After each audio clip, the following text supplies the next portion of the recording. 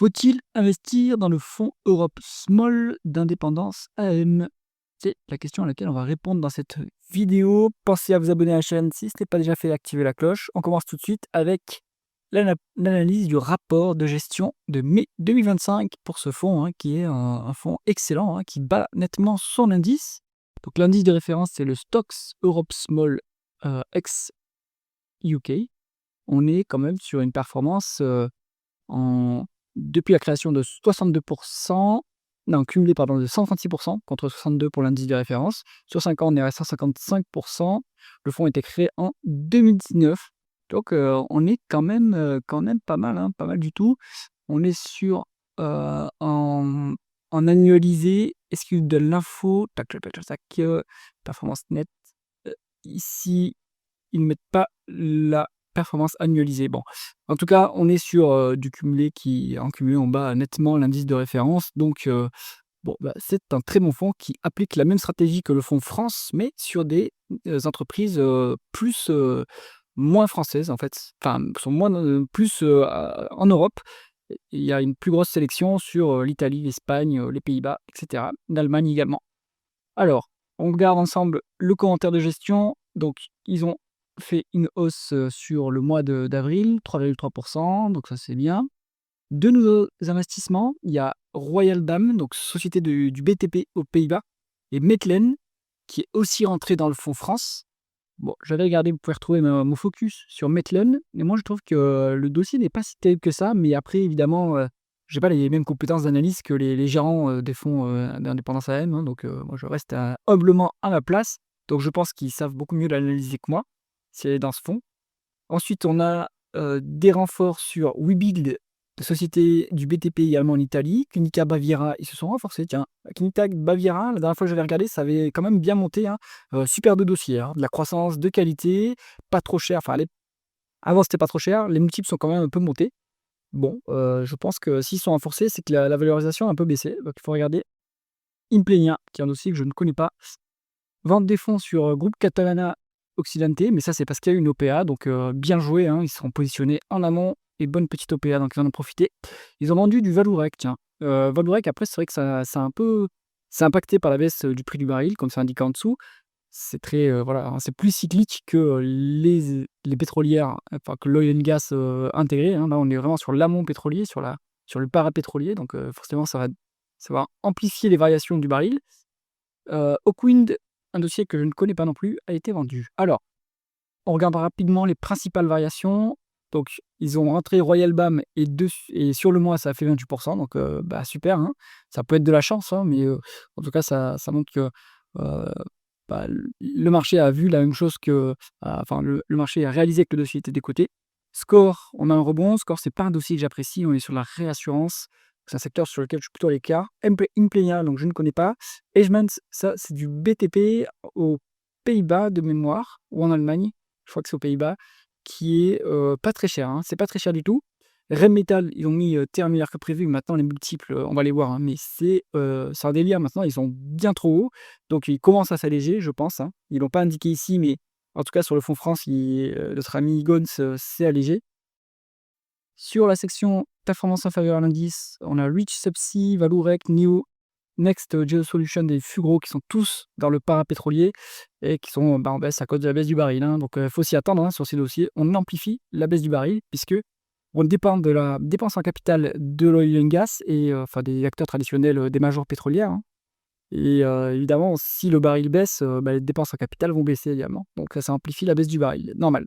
Katana, toujours compliqué, on est sur la consommation discrétionnaire, donc consommation durable, mais discrétionnaire. Donc en fait, en période un peu difficile économiquement, c'est pas la priorité des consommateurs. Donc naturellement, ce genre de société souffre un peu.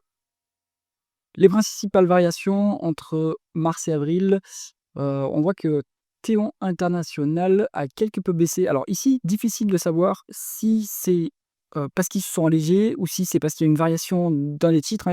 C'est difficile à reconstituer. En tout cas, ce qu'on peut voir, c'est que Théon International figure toujours en bonne position. Ils font un peu la même chose que Exosense de mémoire, que les lunettes de vision nocturne. Ça dépend de la dépense en capital, de la dépense d'armement, pardon, en Europe.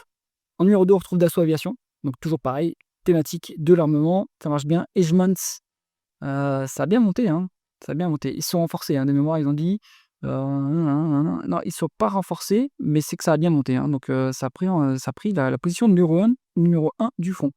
CAF, donc ça, c'est le constructeur de wagons, en fait, pour, espagnol, hein, donc c'est l'équivalent d'un Alstom, en Espagne.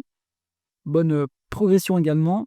On a Mere Tecnimont, ça c'est une sorte de Technip Energies italien. Même position. Danieli, eux, ils fabriquent des usines pour la sidérurgie, entre autres. Ça a un petit peu bougé, mais pas grand-chose. Indra Sistemas, je pense qu'ils ont commencé à alléger. Quelque chose me dit qu'ils ont commencé à alléger. Indra Sistemas, c'est une ligne que j'ai dans le portefeuille de mon club d'investissement et on a quand même, une bonne plus-value à l'heure actuelle. On a soldé notre plus-value en 2 fois. On est allé jusqu'à 50 de plus-value sur un dossier qui est lié, évidemment à la dépense en armement, mais qui n'était pas si chèrement valorisé que ça. Maintenant, ça commence à être un peu cher par rapport à l'historique de la boîte, mais par rapport aux autres acteurs de la défense, c'est pas très cher, hein. Ça reste pas si cher que ça. Je pense qu'ils commencent quand même à prendre leurs bénéfices là-dessus. Technip Energies, c'est que ça a un peu baissé à mon avis. Webuild, fait son entrée dans ce top 10. Ils ont dit que, ils se sont renforcés ou pas? Oui, ils se sont renforcés, hein, c'est pour ça que ça revient dans le top 10 et Metlen directement dans le top 10 en étant, une ligne qu'ils viennent d'initier. Donc à mon avis, ils ont une bonne conviction, en fait, sur le dossier. Alors, on va passer tout de suite à la watchlist. Je vous ai préparé les différentes sections quand on revoit les fonds. Alors, principale position ici. Ici, ce qu'ils ont mis dans surperformance et ici, ce qu'ils ont mis dans sous-performance. Il y a beaucoup de titres, hein. Alors, l'avantage du fonds indépendance AM, c'est qu'ils sont transparents sur toutes les lignes. Par contre, il y en a beaucoup à analyser. Du propre aveu de William Bigot, si vous voulez battre son fonds, il faut prendre les 10 premières lignes. Donc, bon, on va les passer en revue ici. Moi, ce que je préfère quand même, on prend les 10 premières lignes, mais on va aussi regarder ce qui surperforme et ce qui sous-performe. Voilà. Comme d'habitude, on passe en revue les différentes colonnes de ce tableau. On a le symbole de cotation boursière, le nom d'entreprise, l'industrie dans laquelle elle opère, la capitalisation boursière en dollars, parce qu'on n'a pas en euros dans cet écran malheureusement, la croissance, les multiples de valorisation par rapport au flux, par rapport aux actifs, la rentabilité, rendement des capitaux investis ici, rendement des fonds propres, donc ça c'est rentabilité plutôt opérationnelle, et pour les financiers, on va regarder plutôt le rendement des fonds propres, l'endettement des différentes entreprises par rapport à l'EBITDA, le rendement du dividende s'il y en a un, le rendement de l'actionnaire s'il y a des rachats d'actions ou de la dilution, les free cash flow par rapport au bénéfice net et le payout ratio. On rappelle, le payout ratio, c'est la proportion de bénéfices versés en dividendes, mais en fait, les dividendes sont payés avec les free cash flow. Donc, il faut qu'il y ait une adéquation entre les free cash flow et le bénéfice net pour que ce payout ratio ait un sens. Alors, on va maintenant commencer avec Dassault Aviation. Donc, on est sur 27 milliards de dollars de market cap, hein, donc c'est une large cap qui est dans le CAC 40, qui n'est pas dans le CAC 40, des mémoires, hein. On est sur une décroissance avec manualisé sous 5 ans, mais sur les prochaines années et sur les années récentes, là, on a de la croissance et puis le carnet de commandes se remplit très vite avec la dépense d'armement, donc forcément, la croissance va revenir. Les multiples commencent à être élevés maintenant, hein. 15,6 en VE sur EBITDA, c'est un peu cher. 28 en ratio coût-bénéfice, c'est un peu cher. Et 17 en ratio cash flow, c'est pas si cher que ça. Mais je pense que c'est une entreprise qui va devoir recommencer à réinvestir son cash pour financer la croissance, hein. Donc, il se peut que le multiple le plus pertinent, ça soit le ratio coût-bénéfice, et il est un peu élevé. La rentabilité qui est affichée ici, elle est à retraiter parce que en fait, on a beaucoup de cash qui n'est pas utilisé. Donc, je pense qu'on a une rentabilité opérationnelle qui est tout à fait satisfaisante. Le rendement des fonds propres ici, il est à 15%, mais il est aussi biaisé par la participation dans Thales. Donc, on a des bénéfices mis en équivalence qui un peu booste le résultat net grâce au résultat financier. Donc, à considérer aussi. On est cash net, hein, sur Dassault Aviation. C'est pas du cash qui lui appartient intégralement, puisque ce sont des acomptes sur les commandes qu'elle reçoit et qui lui permettent d'exécuter la construction des avions. Mais elle peut générer des placements de trésorerie, des intérêts liés à des placements de trésorerie. Donc, c'est toujours intéressant. Un petit dividende à 1,5%, un peu de rachat d'actions à 1,6%. Bon, donc on est soutenable en termes de payout ratio sans problème. On peut monter le dividende sur Dassault Aviation. Donc, je pense que ouais, il y a de quoi monter quand même le dividende. Maintenant, en fait, c'est parce que l'action est devenue un peu chère que le dividende, le rendement a baissé, hein. Sinon, on était, on va dire, il y a 1 ou 2 ans, vous étiez facilement sur 2,5-3% de rendement du dividende sur Dassault Aviation. Moi, je pense que c'est maintenant plutôt une société de croissance et c'est pas du tout mon style d'investissement. Je pense que ça devient un peu cher, donc j'en suis plutôt à l'écart. Ensuite, Medmen Energy. Donc, on l'a vu dans le fonds France, j'ai fait un focus sur la chaîne. Donc, si on regarde le dossier, on a 6,9 milliards de dollars de market cap, 20% de croissance du chiffre d'affaires en rythme annualisé sur 5 ans, donc forte croissance, mais ça, je pense que c'est surtout de la croissance externe, hein. Vous devez voir la croissance externe sur le dossier. Le ratio de VE sur EBITDA à 9,8, qui est relativement pas si donné, enfin, au-dessus de 7, entre 7 et 11-12, pour moi, on est raisonnablement valorisé, mais on n'est pas value, hein. C'est en dessous de 7 qu'on serait value. Toutefois, un ratio coût-bénéfice, on a 11, donc c'est pas si cher que ça. Comme toujours, après, il faut retraiter, hein, ces multiples. Par exemple, s'il y a des actions d'autocontrôle, il faut retraiter le price earning, hein, pour déduire la proportion d'actions en autocontrôle, hein, pour recalculer. Bon, je ferme la parenthèse. On est sur voilà, un PER de 10, mais il n'y a pas de free cash flow sur le dossier, donc ils ont peut-être une dépense en capital assez élevée. Et ce que j'avais vu, c'est que sur la période, sur 10 ans accumulés, en fait, ils ont des free cash flow négatifs, hein, donc bon, donc là, à confirmer pourquoi la dépense en capital est aussi énorme sur Meclen, hein. Cela dit, on a une bonne rentabilité des capitaux investis, hein, 9,4% sur une société qui est quand même intensive en capital, hein, donc c'est pas mal. Attention à la dette, 2,7 fois l'EBITDA en dette nette, ça c'est un peu lourd. On a un dividende de 3,4%, ça c'est bien. Un rendement d'actionnaire à 3,7%, qui est un peu de rachat d'actions, mais les free cash flow sont négatifs, donc tout ça c'est fait à crédit. Il faut voir sur les années prochaines si on continue à avoir des free cash flow négatifs, auquel cas la rémunération de l'actionnaire ne sera pas soutenable.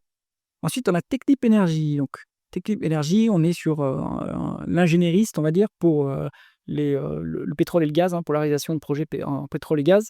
6,3 milliards de dollars de market cap, 3,1% de croissance du chiffre d'affaires en rythme annualisé sur 5 ans. Ça, à mon avis, c'est de la croissance organique, hein, donc croissance plutôt faible, hein. Donc, on va plutôt dégager du flux, hein, c'est ce qu'on voit ici. Ouais, les free cash flows sont supérieurs aux bénéfices nets et c'est normal, on n'a plus besoin d'en investir. Il n'y a plus énormément de croissance. Les multiples, justement, reflètent ce fait qu'il n'y a plus beaucoup de croissance, hein. 5,1 VE sur EBITDA, 6,2 en ratio court free cash flow, 15 en ratio court bénéfice, mais je pense que ça va être. Il doit y avoir du non-cash, en fait, qui impacte le résultat net, parce que les deux autres multiples sont très bas. On est sur 9% de rendement des capitaux investis, ce qui est tout à fait correct. On est cash net sur Technip Energies, c'est normal, c'est une société à BFR négatif. On collecte les acomptes des commandes clients pour exécuter les projets. Donc le cash ne nous appartient pas, mais on peut le placer et toucher les intérêts de placement. Donc ça améliore le résultat financier. 2,6% de rendement du dividende, ça c'est correct à ce niveau. 3,3% de rendement d'actionnaire, il y a les rachats d'actions. Et on pourrait largement monter cette rémunération d'actionnaire, hein, puisqu'on a, 25% de payout ratio avec des free cash flow au double des bénéfices nets. Donc, il y a de la place pour monter. Technip Energies, pour un investisseur value, ça reste intéressant à ce niveau, hein. Mais évidemment, en ce moment, on est impacté par la baisse du pétrole et du gaz, hein, donc ça impacte tout de suite l'activité, puisqu'on va dépendre de la dépense en capital aussi des pétroliers. Mais c'est vraiment pas cher. Inra Systemas, donc ici ils mettent IT Services. En réalité, ils font de la défense. Enfin, ils sont assez diversifiés, mais ils travaillent aussi, ils produisent de la technologie pour la défense. 6 milliards de dollars de market cap, 8,4% de croissance du chiffre d'affaires en rythme annualisé sur 5 ans. Ça, c'est vraiment pas mal, hein. Il y a de la croissance externe aussi sur le dossier. Et vous voyez les multiples qui commencent à être un peu élevés, hein. 11 en VE sur EBITDA, 21 en ratio court bénéfice, 13 en ratio court free cash flow. Donc on est sur une société qui dégage plutôt du flux, je pense. Pareil, société mature. Donc, il faut plutôt regarder les free cash flow. Les free cash flow sont plus élevés que les bénéfices nets, donc normal, hein, on dégage du flux. Bon, valorisation raisonnable encore, on va dire. 17,2 en rendement des capitaux investis, c'est quand même énorme, hein. C'est quand même énorme comme rentabilité. On est cash net, évidemment, avec une telle rentabilité, c'est normal. 0,8 en rendement du dividende, 1,3 en rendement de l'actionnaire. Payout ratio à 16%. Honnêtement, il faudrait qu'il pourrait monter lourdement cette rémunération d'actionnaire. Donc après, peut-être qu'ils vont le faire, hein. Là, c'est sur les 12 derniers mois, mais vu que maintenant, ils dégagent beaucoup de cash flow, peut-être qu'ils vont monter le dividende. Donc Inra Systemas, c'est plus autant value qu'avant. Il y a encore, on va dire, maintenant, on va pouvoir suivre. Vous pouvez espérer gagner la croissance des bénéfices, en fait, et pas le redressement des multiples, hein. Les deux moteurs de la bourse, hein, on rappelle, c'est croissance du multiple, expansion du multiple. Donc ça, c'est si la bourse commence à aimer le dossier, et croissance des bénéfices, hein, donc si l'entreprise arrive à dégager de la rentabilité et à faire monter ses fonds propres. Donc là, vous aurez plus qu'à mon avis la croissance des bénéfices sur ce dossier, et pas forcément une énorme expansion des multiples. Ça peut quand même être intéressant en fonds de portefeuille. Ensuite, Webuild, donc société italienne, plutôt dans la construction, 3,9 milliards de dollars de market cap, 18% de croissance du chiffre d'affaires en rythme annualisé sur 5 ans. Vu le secteur, moi je pense que ça sent la croissance externe, hein, il faut la regarder. 5 en VE sur EBITDA, c'est vraiment pas cher. 19,6 en ratio court-bénéfice et 12,8 en ratio court cash flow. Donc vu la croissance, si c'est une croissance externe, Et à mon avis, voilà, en fait, on est sur une croissance organique qui est plutôt faible, hein, et donc on est plutôt aussi générateur de cash sur Webuild, mais à confirmer, hein, quand même. Donc, il faut, à mon avis, regarder plutôt les free cash flow qui sont plus élevés, hein, 50% plus élevés que les bénéfices nets. On est sur vraiment des capitaux investis qui est négatif, mais vraiment des fonds propres qui est positif à 11%. Donc là, comment est-ce qu'ils obtiennent ça? Mystère, hein. Donc peut-être qu'ils ont des participations qui font monter le résultat financier, qui donnent un résultat financier qui compense en fait le résultat opérationnel négatif. Donc ça, il faut garder un compte de résultat. Cash net, apparemment, sur le dossier. 2,3% rendement du dividende, 2,1% rendement d'actionnaire, il y a légèrement de la dilution. Bon. Et donc un payout ratio qui est faible. Donc on a largement les moyens de monter la rémunération d'actionnaire sur Webuild. Donc intéressant à ce niveau. Creuser juste ce point-là. Pourquoi est-ce que le résultat opérationnel est négatif? Et qu'est-ce qui booste en fait le résultat net? Il faut les regarder. Ensuite, Maire Technimont. Donc là, c'est plutôt. Alors, construction ingénierie. Il me semblait que c'est un peu comme Technip Energy, hein, je crois que c'est ça, hein. On est sur 3,8 milliards de dollars de market cap, 12,1% de croissance du chiffre d'affaires en rythme annualisé sur 5 ans, donc bonne croissance. Pareil, je pense que ça, c'est la croissance externe, vu le secteur. Les multiples sont raisonnables, on va dire, mais pas donnés non plus, hein. On est à 9,1 en VE sur EBITDA, 16 en ratio bénéfice, 13,5 en ratio free cash flow. Ça reste raisonnable à ce niveau-là, mais c'est plus-value, hein. 12,8% de rendement des capitaux investis. Donc, bonne rentabilité, cash net sur le dossier apparemment. On est à 3,5% de rendement du dividende, intéressant à ce niveau, 3,9 en rendement d'actionnaire, un peu de rachat d'actions, très bien, 36 en payout ratio, free cash flow plus les bénéfices nets. C'est tout bon, hein, sur Maire Technimont. On aimerait que ça soit un peu moins cher, mais évidemment, le marché a vu que le dossier était qualitatif, donc les multiples commencent à monter, mais pour l'instant, c'est pas exorbitant non plus. Pareil que sur Indra Systems, hein. Je pense qu'ici, vous avez plus que la croissance des bénéfices, c'est pas le. Il y a peu de chances que le multiple continue à se redresser fortement, hein. Ensuite, on est sur Dalieli. Donc, eux, ils réalisent des usines pour la sidérurgie de mémoire. On est à 2,5 milliards de dollars de market cap, 10,3% de croissance du chiffre d'affaires avec même sur 5 ans. Vu le secteur, alors c'est soit lié à la cyclicité du secteur, soit à la croissance externe, donc il faut vérifier. Alors, une VO sur EBITDA 1,3. Franchement, c'est pas cher, hein. On a une décote sur actifs, sur capitaux propres. Alors, il n'y a pas le calcul sur les capitaux propres tangibles, il faut les regarder. On voit qu'on a 280 millions de bénéfices nets, une market cap de 2 milliards 490, donc on est à moins de 10 en price earning, hein. Donc on est value. Je pense que c'est un bon petit dossier aussi, value, allez regarder, hein, Danieli. On nous calcule normalement des capitaux investis à 4,6%, ce qui est faible, hein, quand même. Mais il faut peut-être retraiter s'il y a du cash. Donc là, c'est pas, faut pas s'arrêter à un rendement des capitaux investis qui est faible. Il faut regarder surtout la trajectoire. Et puis il faut surtout voir s'il n'y a pas des biais, hein, dans le calcul. On a un rendement des fonds propres qui est tout à fait bon à 10,3% sans dette apparemment. Donc à mon avis, ça, c'est à retraiter, hein, comme valeur. Et à mon avis, on est correctement rentable sur le dossier. 1,3% rendement du dividende. Ça représente, à mon avis, si la market cap à 2,5 milliards, on est sur 25 millions de dividendes, donc ça fait 10% de payout ratio. C'est pas le Pérou, hein. On pourrait monter la rémunération de l'actionnaire quand même largement sur ce dossier. On ne sait pas pour les free cash flow. La donnée c'est pas chargée, bon, il faut aller regarder en détail.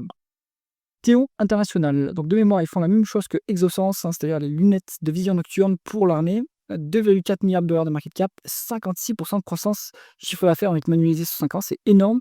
Et je pense que c'est la croissance organique. Parce qu'il y a une croissance énorme avec la dépense militaire. Il faut vérifier ça, hein, mais j'en suis sûr. Donc là, maintenant, les multiples, ils sont dans l'espace, hein. Ça sert à rien d'aller regarder ce dossier maintenant, c'est beaucoup trop cher. Et je pense qu'ils vont commencer aussi à céder un peu, à alléger un petit peu, hein, nos amis de l'indépendance AM, là. Ensuite, on est sur CAF. Donc ça, c'est le Alstom espagnol, hein. C'est pour construire les wagons du métro et des trains. 1,8 milliard de dollars de market cap, 10% de croissance du chiffre d'affaires avec manualisé sur 5 ans. C'est bien, hein, comme croissance. Est-ce qu'il y a la croissance externe? Je pense que oui, hein, puisque ce n'est pas un secteur qui est en croissance organique très forte. 7,3 en VE sur EBITDA, ça reste raisonnable. 14,6 en ratio coût-bénéfice. On n'a pas la donnée, malheureusement, sur le free cash flow. Il faudra regarder séparément. Ni la rentabilité. Mais de mémoire, elle était plutôt bonne, hein, sur CAF. On avait plutôt une rentabilité qui était correcte. Je l'ai analysé d'ailleurs sur la chaîne, vous pouvez, mais il y a assez longtemps. Il faudra peut-être que je la mette à jour. Dites-moi en commentaire si vous voulez que je mette à jour cette analyse, hein. 1,1 en termes de dette nette sur EBITDA, donc pas trop de dette. 2,8% rendement du dividende, c'est bien.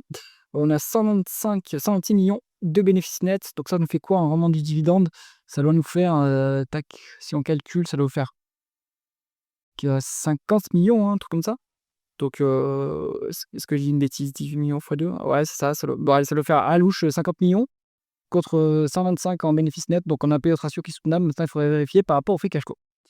Ensuite, on est sur Hedgemans, donc la société néerlandaise. C'est ça. Et on fait donc c'est de la promotion ou du BTP, hein, de mémoire. 1,6 milliard de dollars de market cap, 10% de croissance du chiffre d'affaires en rythme annualisé sur 5 ans. Donc c'est bonne croissance, hein. Et je pense que c'est lié à la reprise aussi de l'immobilier en Europe du Nord, hein. 8,3 en VO sur EBITDA, c'est pas trop cher encore à ce niveau. 7,6 en ratio coût-bénéfice et 6,9 en ratio coût free cash flow. Donc peut-être que ça, c'est la croissance externe. Je pense qu'on est quand même sur un secteur qui est assez mature et qu'on génère du flux sur Hedgemans, ce qui nous permet d'avoir des free cash flow plus élevés que les bénéfices nets ici. On est sur 13,9% de rendement des capitaux investis, ce qui est excellent. Excellent en termes. Après, c'est pas forcément une société qui est très intensive en capital, hein. Faut voir comment elle opère. Est-ce qu'elle fait des contrats pour des clients qui lui versent des acomptes et donc du coup, est-ce qu'elle a pas besoin de capital? Ça à vérifier dans le business model de l'entreprise. On est quasiment cash net sur le dossier, 3,2% en rendement du dividende, c'est intéressant, mais on a 0,7 en rendement actionnaire. Donc ça, c'est moins bien, c'est-à-dire qu'il y a beaucoup de dilution. On a les moyens de verser ce dividende, et on pourrait même le monter, bon, un peu. On va peut-être neutraliser le rendement actionnaire. Alors quelque chose qui est aussi, que j'ai réalisé, hein, c'est que parfois, le calcul de Coifin en termes de rendement d'actionnaire, en termes d'évolution du nombre d'actions en circulation, il prend pas en compte que ça vienne de la création d'actions, donc de la dilution pour en parler, ou d'actions d'autocontrôle, hein, treasury stock, qui est remis en circulation. Et les treasury stock, c'est acheté par l'entreprise sur le marché, donc c'est pas de la dilution. Donc ça, il faut le retraiter. Bon, donc à vérifier sur ce dossier, est-ce qu'il y a de l'autocontrôle et est-ce que du coup, en fait, ils rémunèrent leur management, leurs salariés, via des actions gratuites qu'ils achètent sur le marché. Ça peut biaiser ce calcul. Alors, maintenant, passer à la section surperformance. Donc, Rheinmetall, hein, on l'a déjà vu, on va pas trop s'y attarder. On sait que les multiples maintenant sont dans l'espace, ils commencent à s'alléger. C'est plus du tout le moment de regarder ce dossier. Score, on est sur la réassurance. C'est pas un secteur que j'apprécie. On voit que la rentabilité, le rendement des fonds propres qui est calculé est à 0,12. Donc là, il y a peut-être un problème, hein, quand même. On est sur. Après, l'intérêt du dossier, c'est le rendement du dividende qui est à 6%, mais là, ils nous mettent un payout ratio à 4000%. Donc, bon. Après, les free cash flow, sur une assurance, de mémoire, il ne fallait pas regarder les free cash flow, mais je suis assez limité dans les analyses d'assurance, donc c'est pour ça que je ne vais pas me prononcer sur Score. Moi, je suis plutôt à l'écart de ces dossiers. Sur BAM, on est sur une entreprise qui opère dans la construction, dans le BTP aux Pays-Bas. 2 milliards de market cap, décroissance en rythme annualisé sur 5 ans, mais ça inclut aussi la période pandémique où on n'a pas pu construire. Donc, il faut regarder si la croissance réaccélère sur les années récentes. On a 7,1 en VE sur EBITDA, c'est pas très cher. À mon avis, les bénéfices nets sont impactés par du non-cash, hein, parce que par rapport au free cash flow, on est très élevé en termes de multiples. On a 32 en ratio coût-bénéfice, alors qu'on a 10,5 en ratio coût-free cash flow. Donc, à mon avis, il vaut mieux considérer les deux autres multiples. On est sur un rendement des capitaux investis à 10,5, c'est bon, ça veut dire bonne rentabilité. On est cash net sur le dossier, 3,7% en rendement du dividende, c'est bien. 4,8 en rendement d'actionnaire, donc en plus il y a des rachats d'actions, très bien. 32% en rendement de payout ratio, avec des free cash flow plus avec les bénéfices nets, donc rémunération de l'actionnaire soutenable. Bon petit dossier, hein, je pense. Royal BAM, là, c'est un nouveau dossier qui est rentré. Je pense que ça mérite d'être creusé. Alors, Implenia, construction et ingénierie, c'est une société suisse. Alors, je ne sais pas exactement ce qu'ils font. 1 milliard de dollars de market cap. Décroissance en rythme annualisé sur 5 ans, mais je pense que c'est un peu le même topo que sur Royal BAM. 5 en VE sur EBITDA, donc c'est moins cher même. 10,2 en ratio coût-bénéfice. Free cash flow négatif. Donc, à voir si c'est à cause d'une dépense en capital élevée ou si c'est structurel. Et dans ce cas-là, il faut mieux être à l'écart du dossier. 5% des rendements des capitaux investis, c'est plutôt faible. Mais on a 15,5, on a 15 en rendement des fonds propres avec un peu de levier, mais pas énorme. Donc, je pense qu'ici, ce calcul-là, il faut peut-être le retraiter. On a 1,9 en rendement du dividende, intéressant. 1,2 en rendement d'actionnaire, il y a un peu de dilution. Comme je l'ai dit précédemment, peut-être qu'il faut retraiter en fonction de comment ces actions sont mises en circulation. Free cash flow négatif, donc cette rémunération actionnaire, c'est faite à crédit. Allez, on continue avec Vallourec. Donc, on est sur le tube balancier sans soudure, on est sur le parapétrolier. Donc, évidemment, on souffre de la baisse du baril. 4,4 milliards de dollars de market cap. Décroissance avec manualisé sur 5 ans, mais la croissance est revenue sur 2023-2024, donc il faut regarder sur les années récentes. On reste tout à fait décoté hein, sur les multiples de flux. 5,1 en VO sur EBITDA, c'est pas cher. 9,2 en ratio coût-bénéfice, pas très cher. 12,3 en ratio coût cash flow, là c'est un peu plus cher, c'est un peu plus. Bon, à mon avis, ils ont une dépense, un capital un peu élevé qui attaque un peu les free cash flow, mais bon, rien d'inquiétant à mon avis. On est value sur Valorec. On a 11,9% de rendement des capitaux investis. Bonne rentabilité quand même, cash net en plus, et 8,9% de rendement du dividende. Excellent. Il y a eu un dividende spécial sur 2024, donc à voir s'il va se reproduire. Comme on a beaucoup de cash, on peut rendre du cash, enfin, quand on a beaucoup de trésorerie, on peut rendre du cash aux actionnaires. Et il faut se rappeler qu'on a aussi une prime spéculative sur le fait que ArcelorMittal possède un gros bloc de Vallourec et donc a des chances. Alors ils avaient un délai légal, j'ai plus les détails en tête, si vous le savez, dites-moi en commentaire, hein, mais ils avaient un délai légal avant de pouvoir lancer une OPA. Donc bon, il y a toujours cette, on va dire, prime spéculative sur Vallourec où, à un moment donné, Arcelor sortira la boîte de la cote. Tout à fait intéressant à mon avis, hein, mais volatile avec la variation du prix du baril, évidemment. Fugro, donc là c'est plutôt du... Fugro, c'est une sorte de CGG Viridien du côté des Pays-Bas. 1,4 milliards de dollars de market cap, 7% de croissance du chiffre d'affaires avec manualisé sur 5 ans, c'est pas mal. Et les multiples sont très très bas, hein, 3,30, enfin 3 en VO sur EBITDA, pas cher. 5,3 en ratio coût-bénéfice, c'est pas cher. 9,4 en ratio coût-cash flow, c'est pas cher non plus. Des cotes sur capitaux propres, mais pas sur capitaux propres tangibles, dommage. On est sur 13,3 en rendement des capitaux investis. C'est pas une société qui est très intensive en capital, hein. En plus, elle est cash net, 6,6% en rendement de dividende, excellent. 9,5 en rendement d'actionnaire, donc ça c'est très bien. Attention que le payout ratio il y a 16%, mais on a des free cash flow moitié moindres que les bénéfices nets, donc on a en réalité à 35%. On est soutenable sur la rémunération d'actionnaire, hein, pas de souci. Bon, Fugro, pareil, hein, on subit la baisse du baril, mais peut-être que ça donne un point d'entrée, hein, c'est pas un conseil d'investissement, mais maintenant on peut voir que les multiples sont quand même très bas et que le baril ne va pas rester bas très longtemps non plus. Et puis le cycle économique va potentiellement repartir aussi, hein, ce qui devrait entraîner une baril, hein. Donc bon, c'est pas cher. Next Geosolutions. Alors, je ne connais pas, mais c'est une société italienne. Je pense que c'est un peu le même topo, hein. Ça doit être aussi de l'amont pétrolier, de l'ingénierie pétrolière. On est sur une small cap, 466 millions de dollars de market cap. On n'a pas la croissance sur 5 ans. Bon, donc ça à vérifier. Séparément. 3,8 en VE sur EBITDA, c'est vraiment pas cher.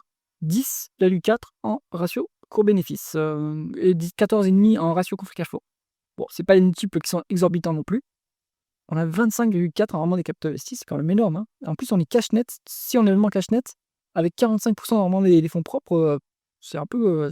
c'est colossal, hein. Donc il faut vérifier comment c'est obtenu, hein. Ce rendement d'actionnaire, alors ça sent le, à mon avis, ça sent le split, hein. Quand on a des choses comme ça, des dilutions aussi énormes affichées par l'outil, c'est qu'il n'a pas pris en compte le fait qu'il y a un split, ou alors il y a eu une forte augmentation de capital pour se désendetter, hein. Donc ça, à vérifier séparément aussi. On n'a pas l'info sur le dividende, donc il n'y a peut-être pas de dividende qui est versé sur le dossier. Ensuite, Rich Subsea ASA. Donc là, je pense que c'est encore le même topo, société norvégienne, je pense. On est sur Energy Equipment and Services, je pense qu'on est sur, pareil, hein, toujours du parapétrolier. 250 millions de dollars de market cap, donc là c'est une small cap, forte croissance, hein, 40% de croissance avec manualisé à 5 ans. Après c'est une petite boîte, hein, donc ça se fait rapidement quand on est petit. 2,9 en VO sur EBITDA, c'est pas cher du tout. 10,3 en ratio coût-bénéfice, 3 en ratio coût-free cash flow. Donc c'est des multiples bradés, hein. On a 13,7 en rendement des capitaux investis, 0,9 en EBITDA pour la dette nette, donc c'est pas trop endetté, pas trop de soucis là-dessus. 5,3 en rendement du dividende, mais pareil, on a un rendement d'actionnaire qui est négatif. Donc il faut voir qu'est-ce qui s'est passé. Est-ce qu'il y a une dilution Est-ce qu'il y a une dilution assez forte qui a même entamé le dividende qui est donné? Donc il faut regarder ça. Payout ratio à 38,5, free cash flow plus avec les bénéfices nets, c'est soutenable, hein, mais bon, là il y a quelque chose à éclaircir, hein, sur ce dossier. Ensuite, Katana, fabricant de catamarans. Donc là, c'est une micro-cap même, hein. Allez, une très petite small cap, on va dire. 110 millions de dollars de market cap. 24,3% de croissance du chiffre d'affaires avec manualisé sur 5 ans. Et ça inclut la période post-déconfinement, où ça a fait un boom extraordinaire. Maintenant, ça se normalise avec l'inflation et la mauvaise santé du consommateur. Donc méfiance, hein. C'est pour ça que les multiples sont très bas. 2,3 en VE sur EBITDA, 3,4 en ratio court-bénéfice. Franchement, c'est pas cher. Mais les free cash flows sont négatifs. Donc il doit y avoir une dépense en capital élevée.